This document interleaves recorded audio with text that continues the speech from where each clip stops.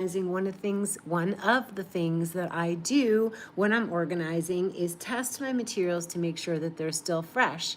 And in testing them, I'm reactivating them. At this point, most of them are fresh, the ones that are out anyway. And I have this wonderful set of kuretake gansai tambe paints.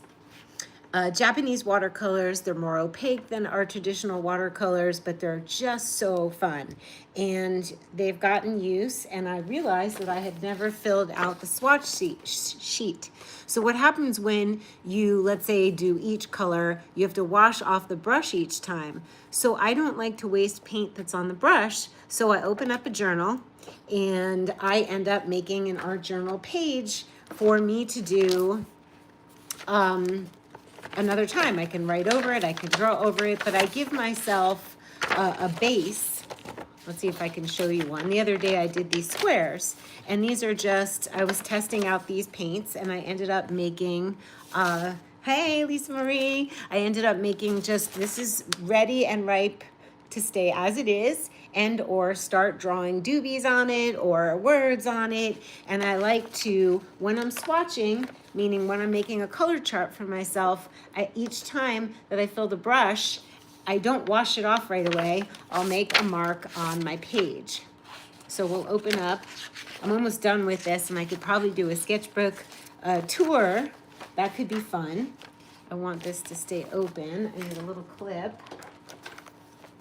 I keep little clips. I'm still in organization mode. I am sitting on my biomat, a little bit hot, and I shut the AC so you guys could hear me, but I think it'll be fine. I think I'll unplug it. That might be better. And I'm gonna shut the other fan. Hold on. Lisa Marie, you're with me. Okay, so I have so much. I always keep a rag, and I rewash it. This is just this is a flour sack towel, and it's been used and washed, and I cut it in little pieces, and I like to have that handy. I have a dish of water. This could have been a little bit cleaner, but it's okay, and I'll show you how I do it. So basically, the gold is at the bottom. So I spray my paint with water. I have a little teeny one I take on the road with me. It helps to just moisten and activate the paints. And let's just start. I like to use a flat brush. Flat. Princeton art brush. Yeah, this is a Princeton. Made in India. Okay, Rose Madder Deep. You guys can see, you could see. I started learning how to use my mic to record, and I'm like, by the time I do that, it's just, I'm onto something else. I'm not sure if I'm gonna do recorded videos. I'm deciding, but if I get a good workflow, I like real time anyway. I'm not gonna be editing things down so that people can see it faster. This is real time to just have on while you are decluttering. And I make a little square here. Then I rinse it off. So I feel like, if I were going to try and edit and film myself painting, and I don't know, I probably could do it. It's its own art form, right? Like, that's a whole nother thing. And I have news that I'll share with you guys. This is Carmine. This is gorgeous. Let's see if I can get more. Right. Can you see? I think you can see. I don't know about this angle. It should be coming this way. Over the shoulder, they call it, which I could set you guys up on a tripod. Not right now. Not right this second. So what happens is that, yeah, there's ways over the shoulder, over top. I like over the shoulder. And do I want to do that now? Put you guys over my shoulder. Tell me if it would be better that way. You could see what I'm doing. Is that something interesting? I have to put it on something, which I can do. I might as well try it. I have this whole, I have so many art supplies to show you. These are amazing. These are shuttle temper sticks, and I love them. Let's get this box over here. Okay, let's see if we can do that. Beautiful colors. Right. Is that better? I don't know that that's better. If I was like this, maybe. Maybe. I don't know. We're going to have to play with this whole sort of thing. Is that better? Well, why not? We'll try it. Yes? All right. Usually guys, you were used to seeing me. Oh, I forgot to do this color. Well, this one's Rose Madder. They're absolutely gorgeous. Rich. Some are more opaque than others. And I just make blobs on the page. Little square, messy squares. Red. Do you purchase the swatch sheet? No, it comes with the watercolors. It comes with. It's not the best paper. Usually you're supposed to, you know, test on paper. You can also swatch, make your own swatch card on the paper that you will be using because different papers react differently to different paints.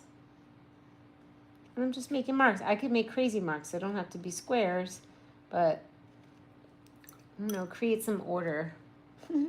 I feel like it simulates order. So let me count 1, 2, 3, 4, 1, 2, 3, 4. Now we're up to cadmium red. These are beautiful reds.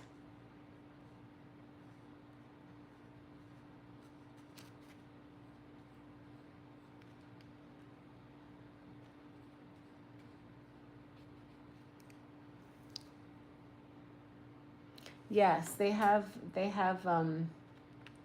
is cadmium scarlet. They're lovely. You can get just a small set. I have a gold set. I will show you what I bought for my birthday last year. It's the entire set. This is just one that I had purchased, a top drawer in Venice, and it's easier to carry around, take into my van.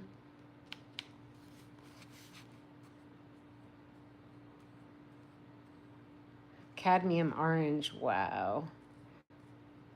So I would like to have just a page of just cadmium orange, and then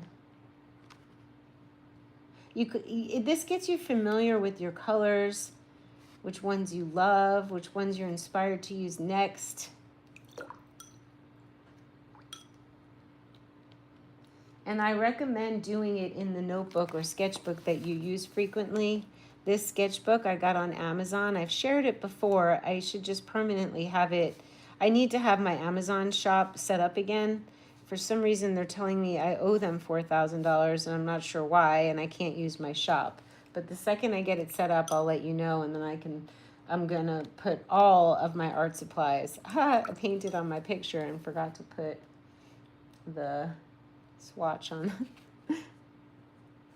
So satisfying.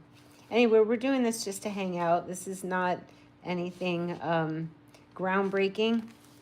It's just satisfying. Satisfying for sure. So now we're gonna have some of this one. Aureolin.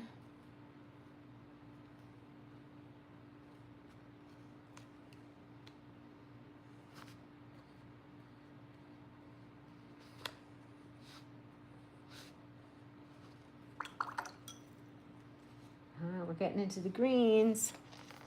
Actually, they're calling this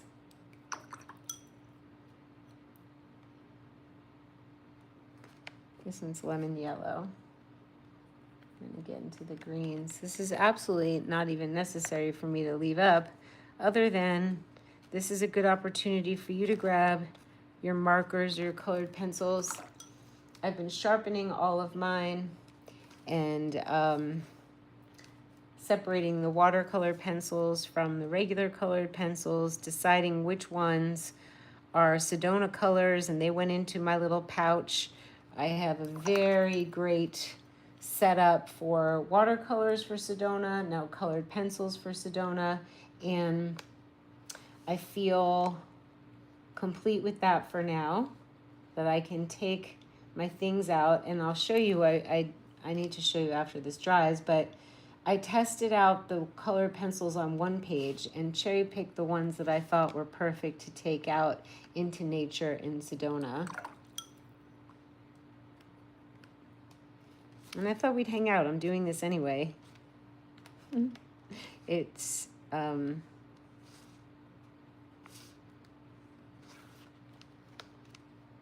just satisfying. When you do this and you have this in your sketchbook, it allows you to see what materials work on top of it, what colors work on top of it nicely. Colored pencils look so great on top of this paint. The gansai tombe, kuretake. Oh, this is gorgeous, this color. Lime green. I just spent the morning in Sedona and out coffee shop, visiting a woman who makes essential oils, and I was very aware of the woman I met at the coffee shop. She dyes with natural dyes. You could go out into Sedona and collect minerals and make your own paint, which I wouldn't put past me doing. But I came home from both of these really natural ladies, and I was like, well, I love my neon, you know? I love my very, very bright colors. So it'll be interesting to see if I can garner some natural pigments that give me the brightness that I want. Where are we at? I always kind of mess up. Now this is green light. What'd I do? I did sap green light. Now I have to do sap green.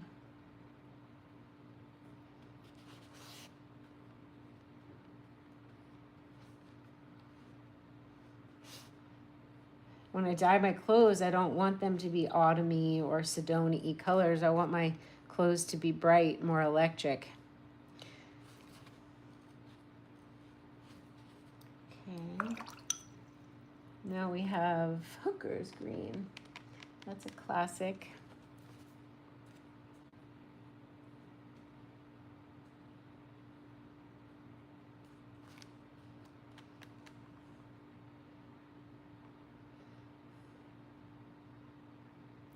Yeah.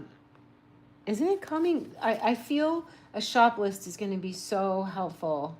And Tony the Tech, who got me back into Instagram, who's setting up the DOOBIE Universe webpage for the Oracle deck, you can get the Oracle deck now, but we're making the page really fantastic.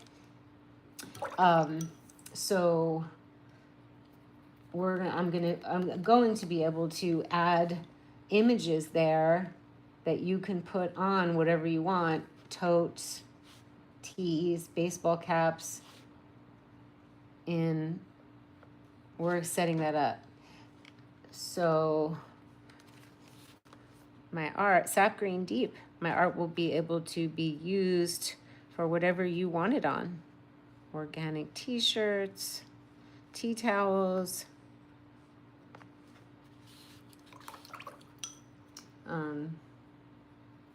ooh, I love this. It's funny, it doesn't look like a forest green to me, but it's forest. It's very blue. It's like a phthalo green. Wow, that is just gorgeous. And you know, like, what you're attracted to in color can change. Like, I have my favorite colors, magenta, fuchsia, and like aquamarine. But at any given time, there's a color that just speaks to me. And it's kind of like choosing a crystal. You are drawn usually to what you need, and your intuition chooses. And that's how I feel about colors when I sit down to our journal, and especially when I lay them out like this, I see like, wow, I want to use that, and what color would that look great with, and then I can test it out. Let's do, this one is called Turquoise Green Deep, and this is one of my favorites. A little bluer, I think, this one. so beautiful. And they're a little, like, it's almost like a gouache. Gouache is a watercolor, but it's kind of opaque, and it will cover your lines. It's different experience than straight up watercolor, but they're all water soluble and can be reactivated, and you don't have to worry about them drying out. That's why I love the Gansai Tambay, these by Kuretake. I love watercolors for that reason. I love gouache for that reason, because I don't know how much I'm going to use at any given time, and I don't want anything drying out. It's more immediate and more spontaneous to work with water-based that don't dry. Water-based, not acrylic.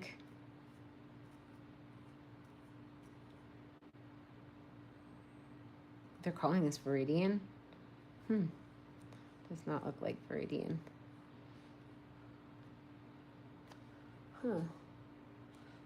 Something went, I think I went backwards. That's funny. Did I? I feel like I skipped something. I'm gonna have to go over. I shouldn't do this and swatch at the same time. I'm going to end up making mistakes, but you get the idea. And even the water splashing on the page here is creating a fun effect.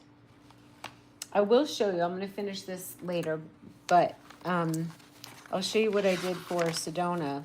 So on this side, this is from my plein air with colored pencils. I was testing, and then I picked out the ones I liked, and I made a color story, and these all exist now in my little pouch. So I can take the colored pencils with me. These are not watercolor colored pencils. I'm gonna do a separate pack with those. But there's a lot of purple flowers in Sedona. Obviously, all the oranges. I can add a little where the sun hits the mountains. I can do some fluorescent neon orange, some pink to pop some of the red earth. And that was my color choice I did this morning. I did all of this morning. So that's it for now, you guys. I just wanted to give you inspiration that even if you're not swatching and you just want to just scribble, just take your colored pencils and just scribble some colors and look at what looks nice with each other.